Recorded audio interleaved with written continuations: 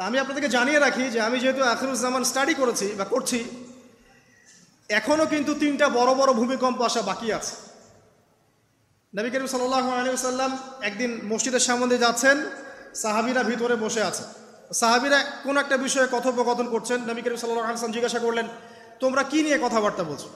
সাহাবীরা বললেন যে আমরা কিয়ামতের আলামতগুলো নিয়ে কথা বলছিলাম। তখন নবীজি বললেন সাল্লাল্লাহু আলাইহি ওয়াসাল্লাম, 10টা আলামত আসার আগে কিয়ামত হবে না। কয়টা আলামত? 10টা। এই 10টা আসার আগ পর্যন্ত কিয়ামত হবে না, নিশ্চিন্ত থাকতে পারেন। কিন্তু এই 10টা কবে চলে আসবে এর কোনো গ্যারান্টি আছে? নাই। তার প্রথমটা হচ্ছে দাজ্জাল, মাসিহুদ দাজ্জাল মানুষের রূপে বের হবে। 2, ঈসা ইবনে মারইয়ামের আগমন, নবী ঈসা আলাইহিস সালাম আসবেন এবং তার হাতে দাজ্জাল নিহত হবে।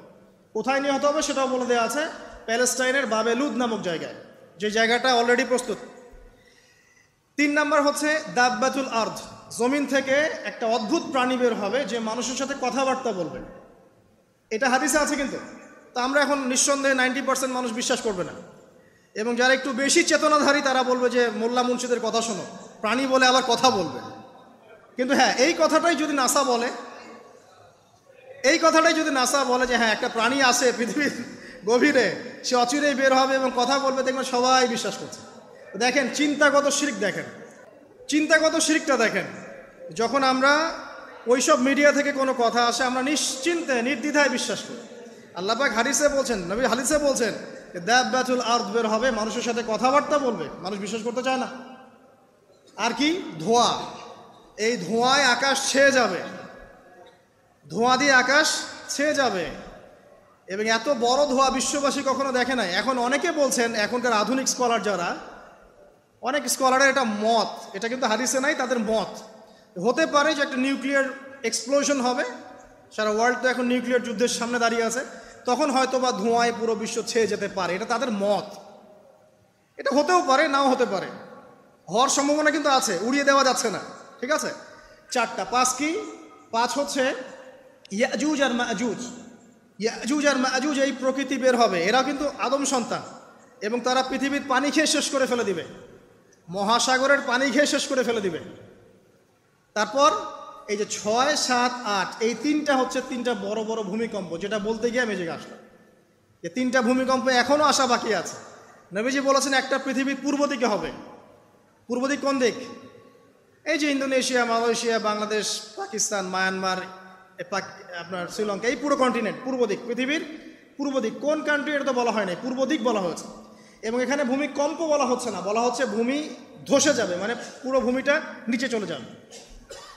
এখন যারা এগুলো নিয়ে গবেষণা করেন তারাও কিন্তু সেম কথাই বলছেন, খেয়াল করে দেখেন। তারা হয়তো বিজ্ঞান দিয়ে ব্যাখ্যা করছেন, কিন্তু হাদিসে কিন্তু এটা বলা আছে। আরেকটা হচ্ছে পৃথিবীর পশ্চিম দিকে। আর পশ্চিম দিকে কেন হবে জানেন? সমকামিতার কারণে, সুদের কারণে, জেনার কারণে, পর্নোগ্রাফির কারণে, এবং সারা বিশ্বকে তারা যে জুলুমটা করছে, এই জুলুমের প্রতিফল হিসেবে আল্লাহ পাক ধসিয়ে দিবে। এর কোনো অস্তিত্বই থাকবে না। এখন মনে হচ্ছে না যে পুরো সারা ওয়ার্ল্ডকে রুল করছে, অস্তিত্বই থাকবে না, ভূমিধস। আরেকটা হচ্ছে পৃথিবীর মাঝখানে কারা আছে বলেন? মাঝখানে আমাদের আমিরুল মুমিনিনরা আছে এখন, নাকি? হ্যাঁ, যারা ইসরায়েলের সাথে আতাত করছে এরা আছে, আমিরুল মুমিনিনরা আছে। তো সেখানেও একটা ফিতনা অপেক্ষা করতে থাকেন। তো এই কথাটা বলতে গিয়ে আমি এখানে এসেছি। পৃথিবীতে কিন্তু এখনও 3টা বড় বড় ভূমিকম্প বাকি আছে। আর সর্বশেষ আলামত হচ্ছে ইয়েমেন থেকে একটা আগুন বের হবে, বিশাল আগুন। এই আগুনটা মানব জাতিকে হাসরের মাঠের দিকে তাড়িয়ে নিয়ে যাবে। এই 10টা আলামত না আসা পর্যন্ত কিয়ামত হবে না।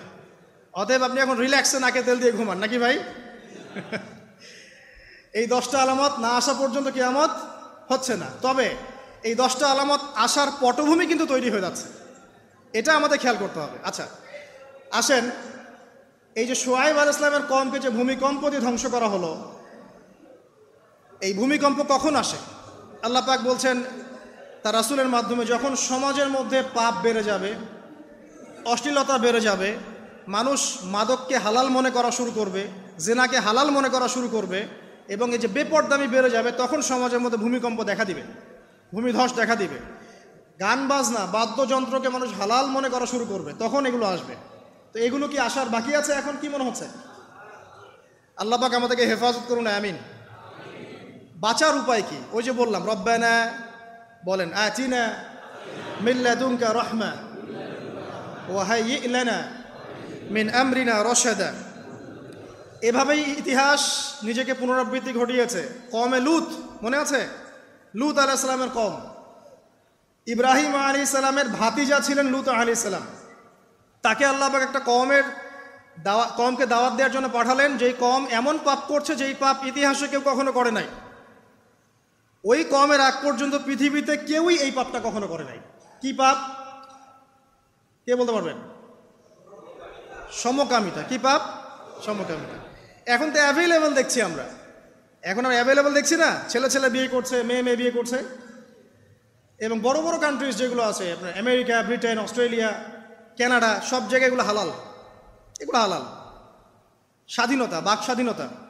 আর আপনি চাইলে একটা মেয়েকেও বিয়ে করতে পারেন, ছেলেকেও করতে পারেন। আবার কোরআনে বলেছে ছেলে ছেলে সমকামীর কথা, কিন্তু এই যুগে এসে আমরা দেখছি মেয়ে মেয়েও সমকামী। সুবহানাল্লাহ। এবং